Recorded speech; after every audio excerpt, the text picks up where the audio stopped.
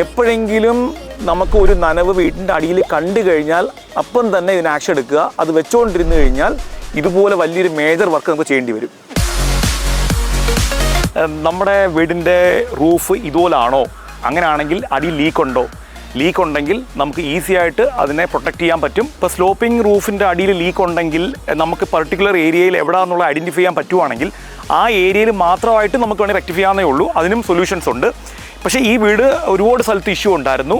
അതുകൊണ്ടാണ് നമ്മളിത് മൊത്തത്തിൽ ഓട് കംപ്ലീറ്റ് മീൻസ് റൂഫിൽ നിന്ന് കംപ്ലീറ്റ് റിമൂവ് ചെയ്തിട്ട് പ്ലാസ്റ്റർ കംപ്ലീറ്റ് ഇളക്കി മാറ്റിയിട്ടാണ് ഈ വർക്ക് ചെയ്യുന്നത്. ഒരുപാട് ഡാമേജ് ആയിപ്പോയി. നമ്മൾ എപ്പോഴും ശ്രദ്ധിക്കുക, എപ്പോഴെങ്കിലും നമുക്ക് ഒരു നനവ് വീട്ടിൻ്റെ അടിയിൽ കണ്ടു കഴിഞ്ഞാൽ അപ്പം തന്നെ ഇതിന് ആക്ഷൻ എടുക്കുക. അത് വെച്ചുകൊണ്ടിരുന്നു കഴിഞ്ഞാൽ ഇതുപോലെ വലിയൊരു മേജർ വർക്ക് നമുക്ക് ചെയ്യേണ്ടി വരും. അതേപോലെ തന്നെ നമ്മൾ ഇങ്ങനെയുള്ള വർക്കൊക്കെ ചെയ്യുമ്പോൾ, റൂഫിൻ്റെ വർക്ക് ചെയ്യുമ്പം, ലീക്കിൻ്റെ ഇഷ്യൂ ഒക്കെ നമ്മൾ സോൾവ് ചെയ്യുമ്പം എപ്പോഴും നമ്മൾ സൈഡൊക്കെ കംപ്ലീറ്റ് ഈ ഒരു സൈഡിലെ പ്ലാസ്റ്റർ കൂടെ റിമൂവ് ചെയ്തിട്ട് അതിനെ കർവ് ചെയ്ത് തന്നെ പ്ലാസ്റ്റർ ചെയ്യണം.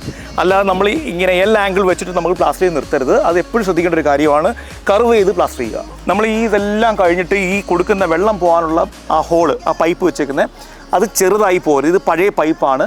ഒരു 3 ഇഞ്ചെങ്കിലും മിനിമം വെക്കാൻ പറ്റണം. കാരണം നമ്മൾ എപ്പോഴും വെളി കയറി നോക്കത്തില്ല. ഇലയൊക്കെ കടന്ന് കുഴി അടഞ്ഞു കഴിഞ്ഞാൽ വെള്ളം പോകത്തില്ല. അപ്പോൾ അതുകൊണ്ട് ഒരു 3 ഇഞ്ച് റൗണ്ടുള്ളൊരു PVC പൈപ്പ് തന്നെ കൊടുക്കുക. അപ്പോൾ മാക്സിമം അഴുക്കും വേസ്റ്റ് ഉണ്ടെങ്കിൽ അതുവഴി പൊയ്ക്കോളും.